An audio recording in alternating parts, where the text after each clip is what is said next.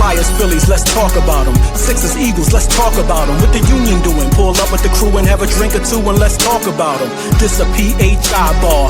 Bruce Willis, we die hard. I know you feel us, cause Philly fans is the best sports fans by far. No cheating here, we gon' keep it fair. You don't like my set, somebody help them. This the key, if we can disagree without disrespecting, everybody welcome. So what we talking about? Practice? What we talking about? Let's unpack this. Top shelf, sports talk, lights, cameras, we active.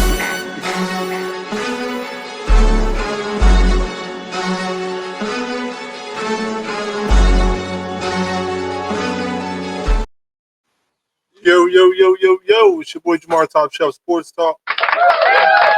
Back with another video podcast. This is episode 5, season 3 of the Top Shelf Sports Talk podcast. Real quick, happy Juneteenth. If you're seeing this, shout out to Miss Connie, CED Designs. I will post the web address so you can visit her. And if you're in the Dover area, go check her out, man. If you're in Dover, Delaware, check her out. She got some fly stuff, good people, good prices. She'll take care of you. Tell her your boy Jamar sent you. Anyway, real quick, happy Father's Day.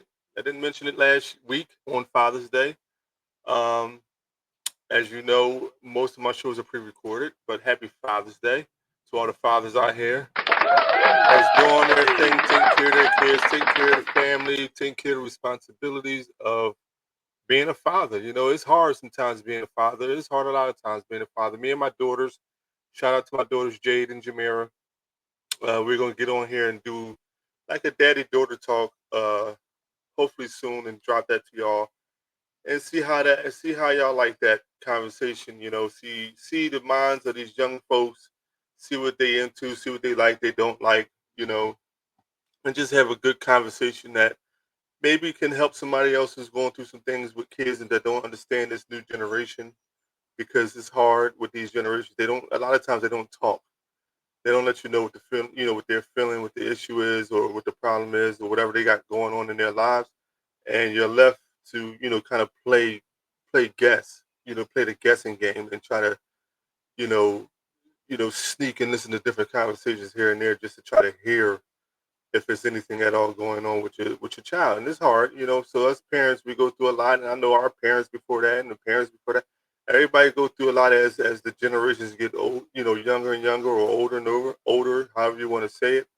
It gets to be tough, so we got to so we're going to try to put something together. Hopefully it'll help somebody understand what maybe their teenage kid is going through that they don't understand because they didn't do that when they were kids. When we were kids, I mean, it's not like we sat there. A lot of us didn't sit there all the time and have conversations with our parents, but we did, when stuff was going on, especially stuff that was deep. A lot of times we did talk and try to, get some help at certain times. Like we don't have, like kids nowadays, they don't have that thought process.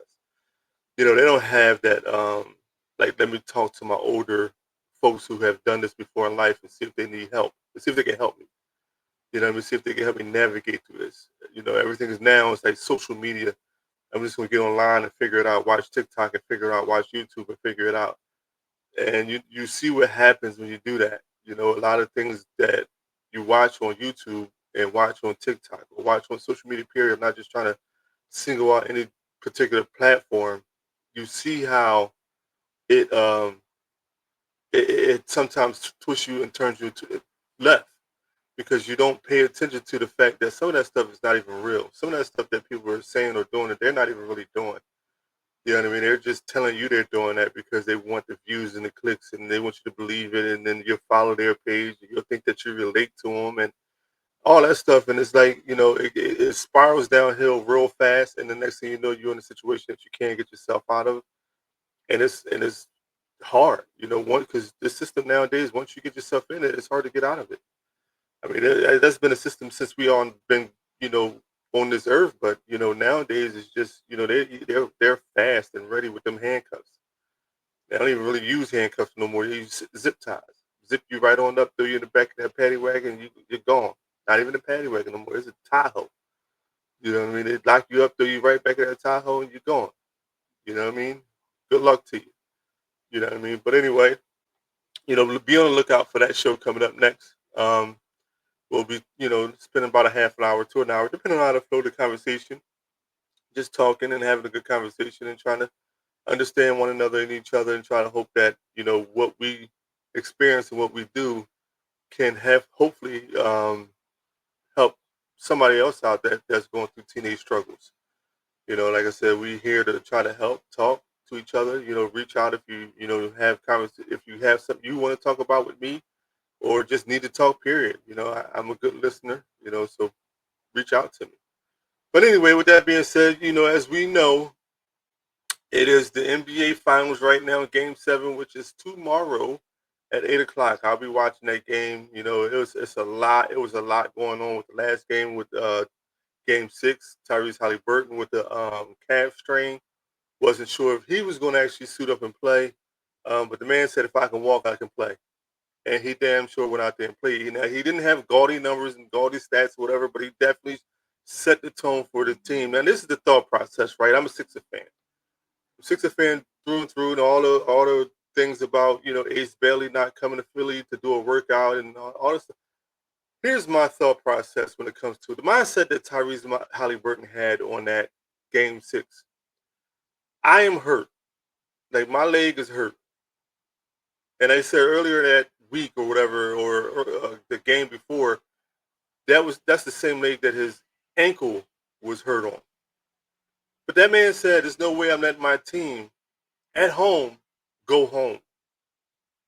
There's no way. I'm putting everything on my back, putting all the energy I got in my body to make sure that my team, while we are at home, don't go home.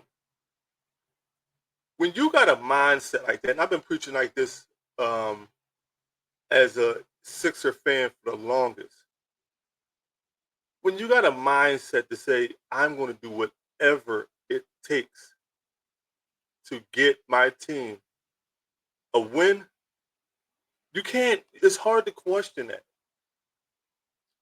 You go out there with one leg, pretty much. One leg. Shot up, cortisone, whatever the case may be. Hyperbaric chambers, whatever you did to get your leg together enough so that you can go out there and walk, is what you did to go out and win that game. It exuded confidence to the rest of your team that if he can go out there with one leg, and just give enough energy to all of us to be confident in the fact of our ability of why we got here to win the game, you cannot question that man. Shout out to Tyrese Haliburton, man. Shout out to him. If only a guy like Joel Embiid would develop that mindset. Here's the kicker, right? Here's the kicker. Joel Embiid, I believe, texted Tyrese against the Knicks series, and told him to be more aggressive. And told him to be more aggressive. Yes. Like what? What do you like?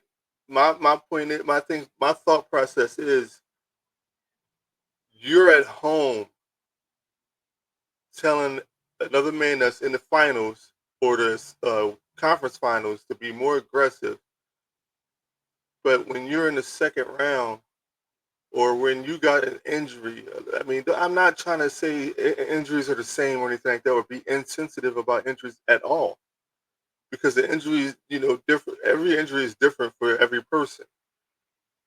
But you have yet to show the heart and determination to say, no matter what I got going on, I'm getting out on that court. And I'm playing. I'm doing whatever it takes to win a game for my team. And I'm going to make sure my team know that I'm going to put my body on the line for them to win. Even if I can't be 100% Joel Embiid, even if I can't be 75% Joel Embiid, even if I can't be 50% Joel Embiid, I'm going to be Joel Embiid on the court. I'm not going to be on the sideline. And trust me, if I am on the sideline, Guess what I'm doing for my guys, my teammates? I'm cheering them on. I'm cheerleading.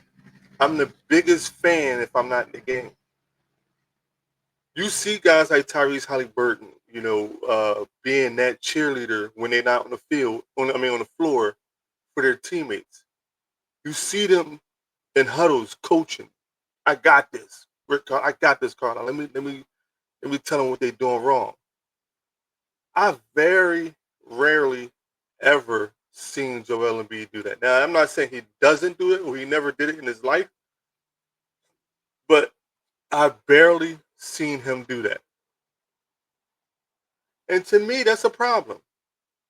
That's a problem because, again, your energy as a leader radiates through the team. It goes through the team.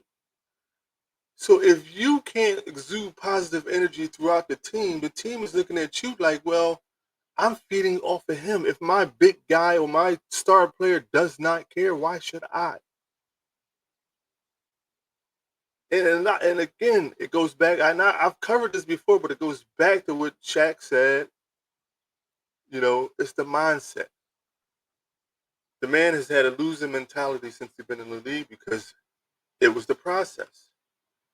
So his mindset is not trained to be a winner or be that spark for the team when he needs them because that was never his role. So that's why a team like the Sixers right now, it'll be hard for him to get to the finals. Because if he does not change his mindset, if he does not get more headstrong and understand his role and who he is on his team, the 76ers team and organization will struggle until they get rid of him. And this is what ties right into the Ace Belly conversation, or the number 3 pick, I should say. This is why I say you have to make a pick. Now, Ace Belly reportedly turned down a workout for the Sixers, with less than a week, until draft day, which is, I don't know the thought process. I don't know what the reasoning was. I'm not sure if there is a valid reason out there for why he did it or why he's doing it, but that's his decision.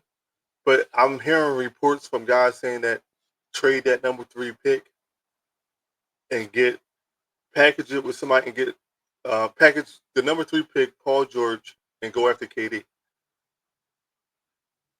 Here's the thing: 37-year-old KD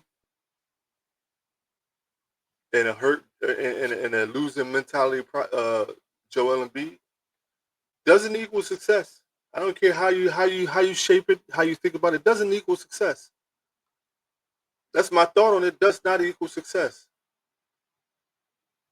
So the point I'm trying to make in all of this is that the 3rd pick matters. The number 3 pick matters, and you have to make that pick. Because if you don't and you trade for Kevin Durant or somebody of that age, you set your team back even further or even longer from being in championship contention. I said a couple videos ago, we got up until the trade deadline for Embiid to show who he is, to show some type of heart, some type of determination, some type of willing to be positive and help the younger guys along. And if he's not by that time, it's time to ship him out. It's time to get rid of him. I'm hearing, like, I don't, I got, I'm not going to say this. I'm hearing reports that he's not even talking to the team right now. They don't know what the progress is with him when it comes to his rehab knee. They don't know what kind of condition he's in. He's just AWOL from the organization. I don't really think he's out there yet. I don't really, I haven't seen anybody talk about it, but I heard from I would say a pretty good, reliable source that he's not even talking with the team right now. So those things that you do affects everybody. It affects everybody, and it doesn't lead to championship winning. Now, I don't know if his thought process is to be enough of a pain so they can try to trade him. And if that's your thought process, get on out of here. Keep it moving. Do your thing. We don't need you. We'll figure it out. I don't know. I know the Hall not, coming back is not going to be what we want for that, or what we would need to get into a better position. But good riddance. Let's build around Tyrese Maxey, Jerry McCain, the number 3 pick, Adem Bona, Yabusele. Let's build around some of those guys and see where we can go. But at the end of the day, Sixers fans is frustrated because you look at a team like the Pacers that's in the NBA Finals, who, to be honest, nobody thought should be there. Nobody picked to be there, I should say. It was either the Knicks, the Celtics, the Cavs. It was one of those, 3. It was not the Pacers, the Bucks. Nobody thought that the Pacers was going to be where they at. And they knocked off some pretty good teams to get where they at. Bucks the first round. Cavs the second round. Knicks in the conference finals. And now they're on the verge of winning a championship. Why? Because guys have the mentality. Superstars make sure their teammates are good. They cheer them on. They root for them. We got to get that in our organization. If not, we're going to be behind the 8 ball for the rest of our lives watching these games. Eagles figured it out. Eagles are darn sure figured it out. They got the blueprint. The report came out where Jalen Hurts, when his contract negotiation, told his agent, I don't want to know nothing about it. All I'm telling you is that do not screw the team to where as though they cannot sign my guys. My guys around me, I want them paid. So I can take the back seat, sort of like what Jalen Brunson did.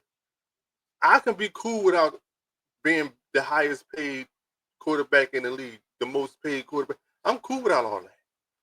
Long as the deal is structured in a way where as though my guys can still get paid and we can still continue this championship run, I'm cool with that. And it was funny because when she came back, she said, you're the highest paid quarterback in the league. He was like, I didn't ask you for that. I ain't asked you for that. And she had to literally break it down to him to explain it to him how it's cat friendly. It won't hurt anybody getting their deals.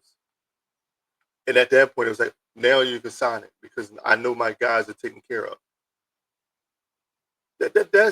That's how you have to be if you want to win. And you've seen what that did. That translated into a Super Bowl. Saquon Barkley got paid after that. Zach Bond got paid after that. Guess what? Jalen Carter, Nolan Smith, Jordan Davis, all those guys are going to get paid next. So it helps the team when you have a thought process of being a team player. Joel Embiid does not have the thought process of being a team player. That's why he has yet to get to the finals. That's where I hope one day he see this and say, I want to talk to that guy. Because at the end of the day, I would tell him straight up, your mentality is wrong. Now, I would never sit here and challenge your mental and say that you don't know what you're doing. You forgot more basketball than I ever knew. You're playing at the highest level, but think about it. What you display out there on the court, people see and they can comment on, they can comprehend and say, this is not this is not conducive to winning.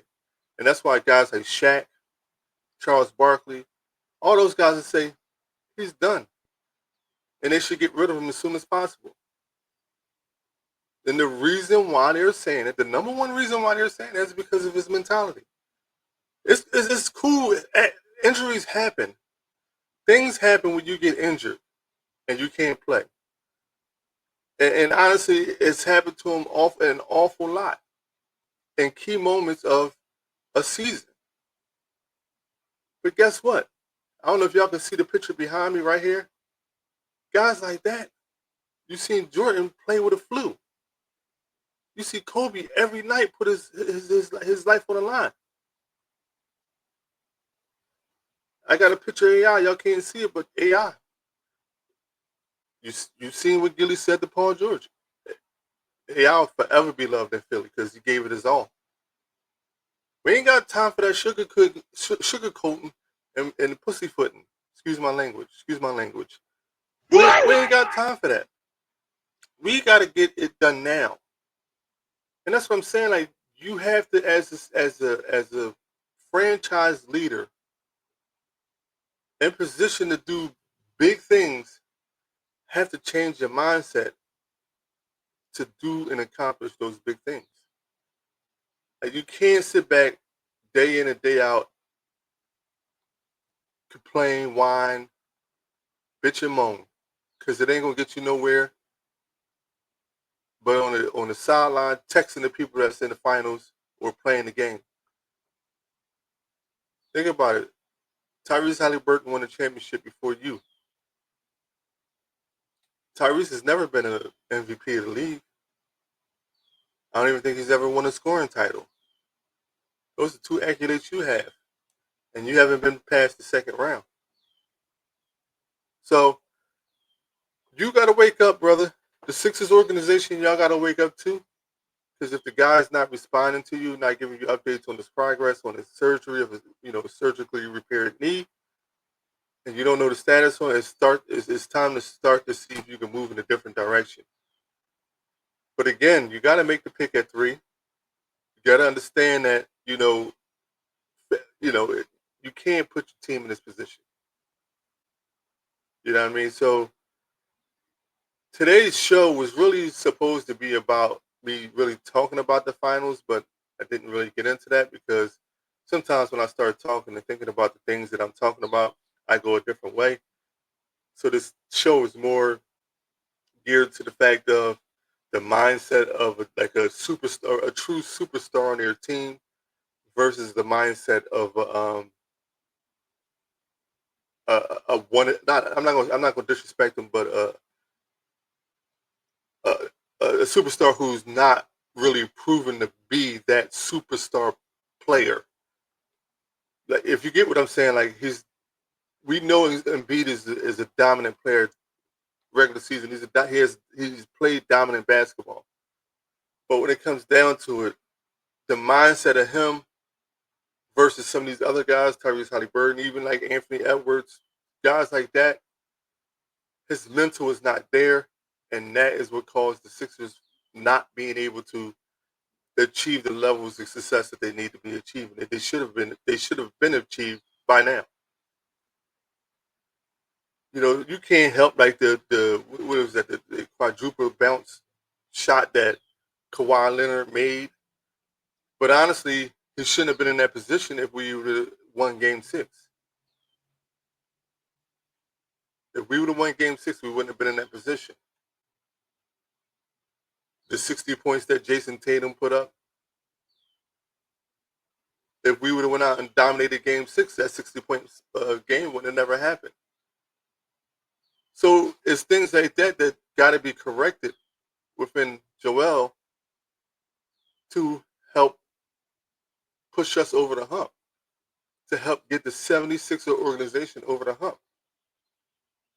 And again, like, it all comes down to mental. Like, I started off the show talking about the mental of fathers with teenagers and trying to get them to understand the new generation of that's coming up. Because a lot of the fathers and things that's out here, they don't know, they don't understand what's going on and why the kids are what they are. So a lot of fathers just try to go with the flow and try not to ruffle the feathers and just try to be who they are as men. Stern, strict, supportive, and loving. But we still don't understand why a lot of our kids are doing what they're doing and ending up the way they're ending up. So it's mindset overall. It's a mindset overall. So I just wanted to get on here real quick and talk about that. Wish everybody a happy Father's Day. Again, happy Juneteenth. Shout out to Miss Connie.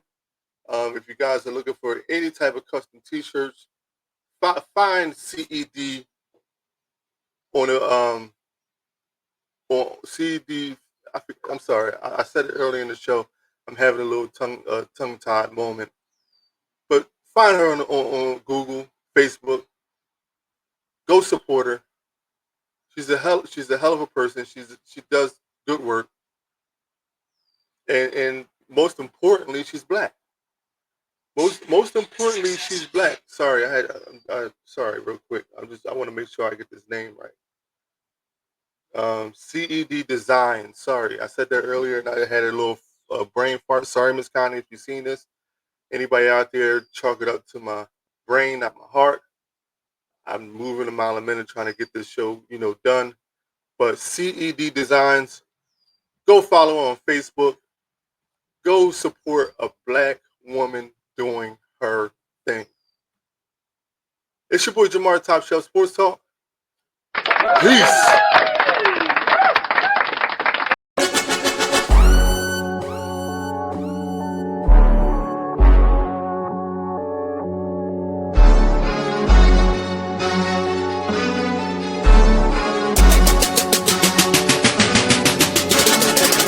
Phillies, let's talk about them. Sixers, Eagles, let's talk about them. What the Union doing? Pull up with the crew and have a drink or two and let's talk about them.